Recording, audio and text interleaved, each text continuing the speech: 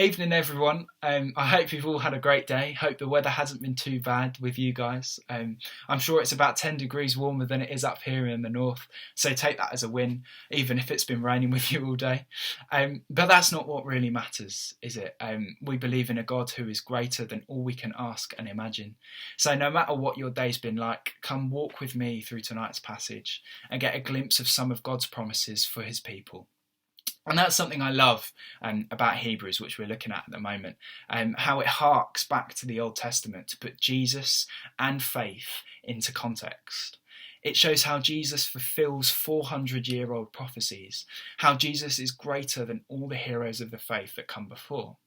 But it also tells us that the examples set by Moses, by David, by Abraham, by all the heroes of the faith are still incredibly useful. They're not redundant because of the New Testament. Because the way these Old Testament figures put faith into action shows us how we might want to live out faith in God today. And that's what tonight's passage is all about, faith in action. In Hebrews 11, let me read it to you. Now, faith is confidence in what we hope for and assurance about what we do not see. This is what the ancients were commended for. By faith, we understand that the universe was formed at God's command, so that what is seen was not made out of what is visible. By faith, Abel brought God a better offering than Cain did. By faith, he was commended as righteous when God spoke well of his offerings, and by faith, Abel still speaks, even though he is dead. By faith, Enoch was taken from this life, so that he did not experience death. He could not be found because God had taken him away. For before he was taken, he was commended as one who pleased God. And without faith, it is impossible to please God, because anyone who comes to him must believe that he exists and that he rewards those who earnestly seek him. Skipping to verse 8. By faith, Abraham, when called to go to a place he would later receive as his inheritance, obeyed and went, even though he did not know where he was going. By faith, he made his home in the promised land like a stranger in a foreign country. He lived in tents, as did Isaac and Jacob, who were heirs with him of the same promise. For he was looking forward to the city with foundations, whose architect and builder is God. And by faith, even Sarah, who was past childbearing age, was unable to bear children because she considered him faithful, who had made the promise. And so from this one man, and he as good as dead, came descendants as numerous as the stars in the sky, and as countless as the sands on the shore. And skipping to verse 17. By faith, Abraham, when God tested him, offered Isaac as a sacrifice. He who embraced the promises was about to sacrifice his one and only son. Even though God had said to him, "It is through Isaac that your offspring will be reckoned." Abraham reasoned that God could even raise the dead, and so in a manner of speaking, he did receive Isaac back from death. By faith, Isaac blessed Jacob and Esau in regard to their future. By faith, Jacob, when he was dying, blessed each of Joseph's sons, and worshipped as he leaned on the top of his staff. By faith, Joseph, when his end was near, spoke about the exodus of the Israelites from Egypt, gave instructions concerning the burial of his bones. By faith, Moses' parents hid him for 3 months after he was born, because they saw he was no ordinary child, and they were not afraid of the king's edict. By faith, Moses, when he had grown up, refused to be known as the son of Pharaoh's daughter. He chose to be ill-treated along with the people of God, rather than to enjoy the fleeting pleasures of sin. He regarded disgrace for the sake of Christ as of greater value than the treasures of Egypt, because he was looking ahead to his reward.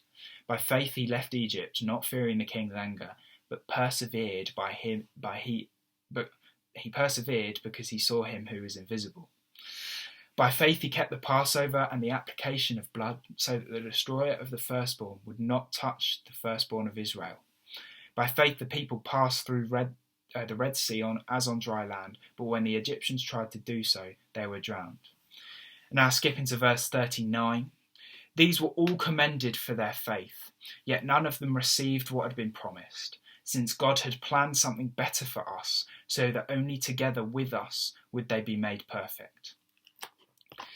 I mean, to say that this passage is about faith is a little bit of an understatement. I think the word faith comes up 28 times.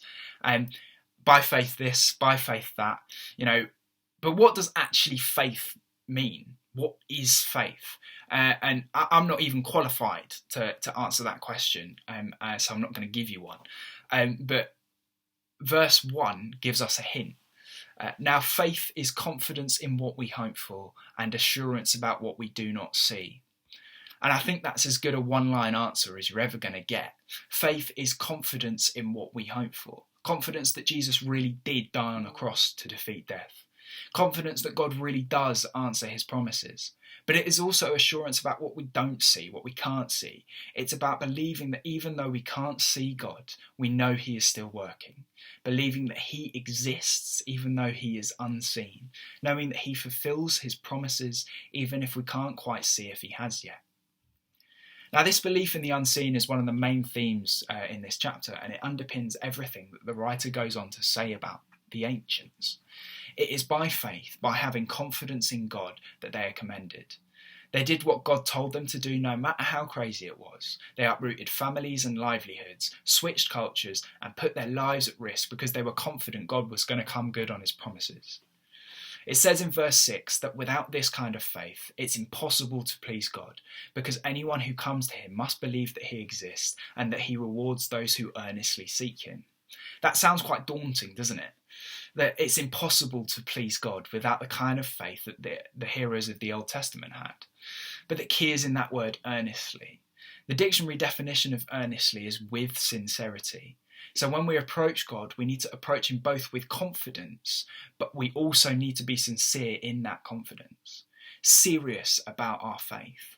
Serious enough to be willing to drop everything for him because he is a good father who loves us and who is constantly working for our good. That's all Abraham did. That's all Moses did. That's all Rahab did. They were confident, but they were also sincere. I'm really encouraged by that because it makes that kind of faith achievable, without necessarily having to move thousands of miles or to walk around the desert for 40 years, It's so encouraging. The passage then ends with an important reminder that all these ancients were commended for their faith, yet none of them received what had been promised, since God had planned something better for us, so that only together with us would they be made perfect. Despite all the sacrifices they made, Abraham didn't live to see the fulfillment of all God's promises to him. Neither did Moses or anyone else. And in all likelihood, neither will we. But that doesn't mean they stop stepping out in confidence, and it doesn't mean we should stop stepping out in confidence either. Often I find I get really confused or frustrated at God because he's not doing what I want him to do. He's not answering my prayers. I can't see him moving. And when I feel like he isn't fulfilling his promises, I just stop praying. I stop being confident. But the last verse is a helpful reminder that God has planned something better for us. Trying to guess God's plan, trying to guess the way that God works, is like trying to guess the plot of a film from one frame. Take Finding Nemo, for example. The scene when Marlin and Dory, these two small fish, approach these massive sharks. If you paused it there, everyone would say, the sharks are going to eat them. But it turns out that the sharks don't eat fish at all, and they live by a mantra, fish are friends, not food. Trying to guess what God is up to is like that. It's like trying to guess the plot of a film from one frame. And most likely we're going to get it wrong. I know I do, all the time. God works on a much grander canvas, one that we just can't comprehend. So if it looks like God isn't fulfilling his promises, I find it's important to remember this passage from Hebrews, that God's plan for us is greater than anything we can imagine, and that even if we can't see him working, we should have confidence that he is. What an encouragement that is. That God is continually working, even when we are blind to it, because his purposes are too perfect for our small human minds to understand. It reminds me of a lyric from that song Waymaker. Even when I don't see it, you're working. Even when I don't feel it, you're working. You never stop working. You never stop working. At the moment, in the midst of a global pandemic, it's really hard to have confidence in God and assurance in the unseen. But I'm so encouraged, so encouraged, and I hope you are too, by the fact that even when we can't see it, we can be confident God is still working. He is still the way maker. He is still the miracle worker. He is still the promise keeper, and he is the light in the darkness. Let's pray. Yeah, Lord, I thank you that you keep your promises even when we don't see it. That we can still have confidence in your hope, in the sacrifice that Jesus made on the cross when everything else feels all at sea.